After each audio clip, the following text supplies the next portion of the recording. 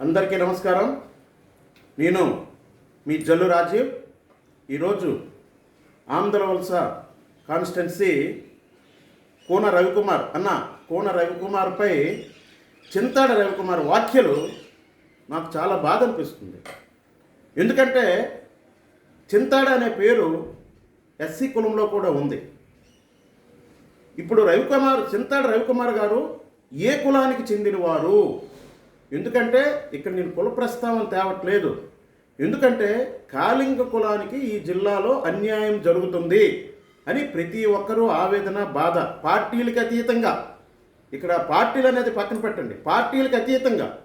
ఎందుకంటే దశాబ్దాలు చూసుకుంటే కాళింగులకి ఈ జిల్లాలో ఉండే ప్రజలకి అనేకమైన మమేకమైన కారణాలు ఉన్నాయి. అలాగే గతంలో చూసుకుంటే ఎంతోమంది మన కులంలో ఎంపీలుగా చేశారు, మంత్రులుగా చేశారు, విప్పులుగా చేశారు, అలాగే స్పీకర్లుగా కూడా చేశారు.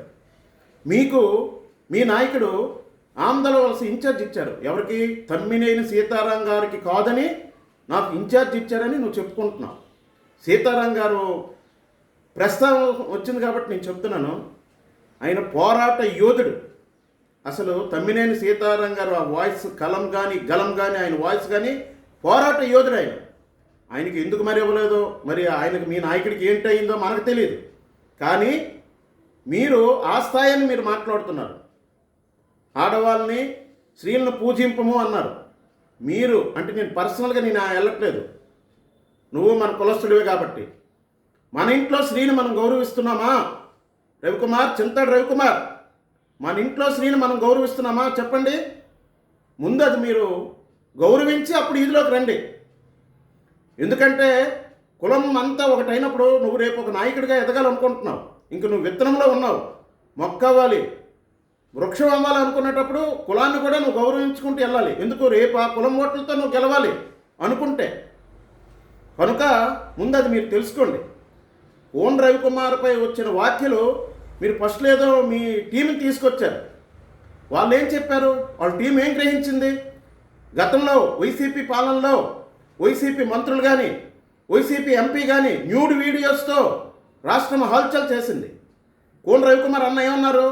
నా ఒంట్లో ప్రవహిస్తున్నది పసుపు బ్లడ్, నేను అలాంటి తప్పు చేయను, నా మీద కుట్ర పొందుతున్నారు అని చెప్తున్నప్పుడు కూడా చిన్న పిల్లలకు కూడా అవగాహన ఉంది ఈ జిల్లాలో ఇక్కడ ఏం జరుగుతున్నదని. మీరు ఒక నాయకత్వం వహిస్తున్నారు, మీకు బుద్ధి లేదా అని నేను అడుగుతున్నాను. దయచేసి ఇలాంటి మానుకోండి. ఎందుకంటే రేపు ఫ్యూచర్లో మీరు ఏదో నాయకుడు అవ్వాలని ఆలోచనతో ఉన్నారు కాబట్టి ఇలాంటి మానుకొని మీరు ప్రవర్తించాలని నేను కోరుకుంటున్నాను. ఎందుకంటే నువ్వు చూడండి, ఈ జిల్లాలో కానీ ఈ రాష్ట్రంలో కానీ మన కులాలన్నీ అన్ని దగ్గరలో పార్టీలకు అతీతంగా ఈరోజు ప్రెస్ మీట్లు, ధర్నాలు, రేపు రాబోయే రోజుల్లో ఇంకేం జరుగుతుందో మీరు అలా చూడండి.